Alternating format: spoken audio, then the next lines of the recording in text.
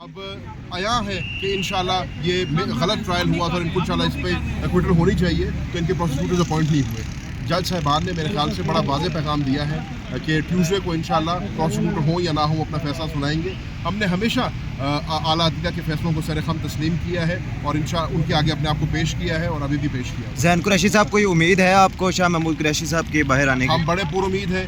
हमें पता है कि वो बेगुनाह है, हमें पता है कि ये साइफर का केस एक ढोंग रचाया गया था, उसका पर्दाफाश हो रहा है और इंशाल्लाह आप देखेंगे हमें इन फोटो से जो है रिलीफ मिलेगी और इंशाल्लाह इमरान खान साहब और शाह साहब आपके सर कादर पटेल साहब ने आज बाहर निकलते हुए कहा है कि कुछ लोग थे जो उम्मीदवार थे पीटीआई की तरफ इशारा कर रहे थे कि उनका जो रवैया था वो बड़ा गैर जिम्मेदाराना था असम्बली के अंदर, क्या कहेंगे?